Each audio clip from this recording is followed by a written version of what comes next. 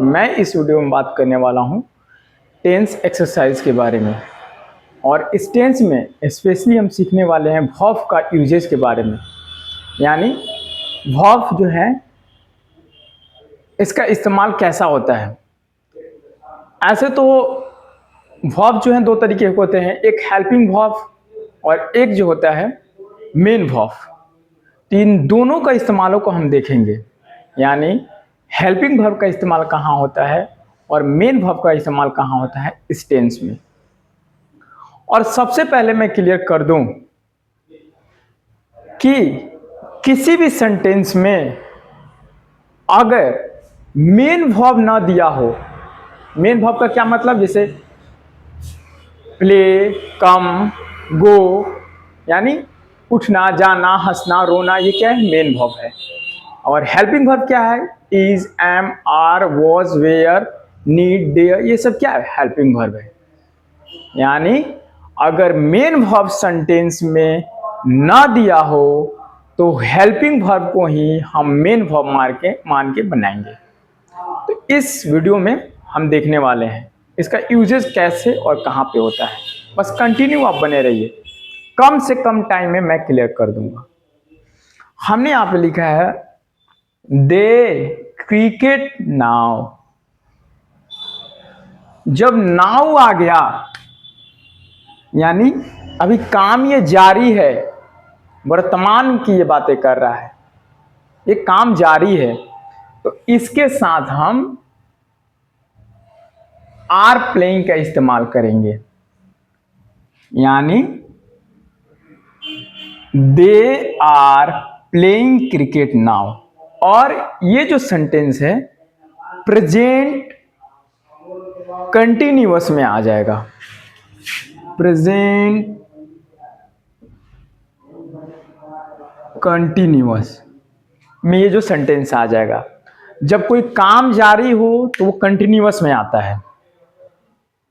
हालांकि ये प्रेजेंट में है, अगर पास्ट में रहे तो उसमें भी काम जारी रहता है, लेकिन अगर पास्ट में रहे तो उसके साथ वॉज वेयर का इस्तेमाल करते हैं। अब दूसरा हमने लिखा last night my grand mother me an old story.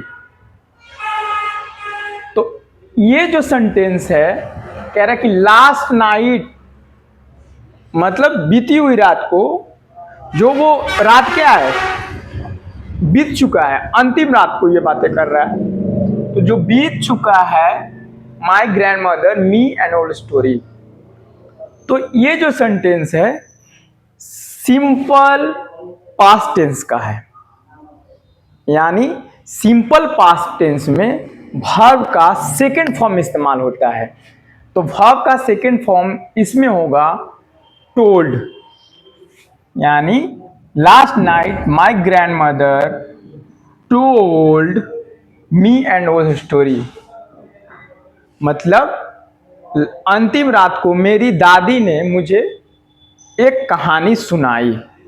ये जो सेंटेंस है ये पास्ट इंडेफिनिट में है, और पास्ट इंडेफिनिट में हमेशा वर्ब का दूसरा फॉर्म लगता है। अब तीसरा, आई हिम 2 years ago। यानी मैं इसमें मीट या meet, met, meet, M meeting, इन तीनों में क्या होगा। ये सेंटेंस ऐसे बनेगा, मैं उससे 2 साल पहले मिला। पहले मिला यानी ये जो है बीत चुका है, ये प्रेजेंट की बात नहीं कर रहा, पास्ट की बात कर रहा है। तो ये सेंटेंस पास्ट में भी पास्ट इंडेफिनिट की बात कर रहा है, यानी सिंपल पास्ट का बात कर रहा है। तो जैसे अभी हमने बताया कि सिंपल पास्ट हो तो उसके साथ वर्ब का दूसरा फॉर्म लगाते हैं, यानी मीट, मीट का दूसरा फॉर्म हो जाएगा met. I met him 2 years ago। अब है चौथा, Elina studying in this institute for 3 years।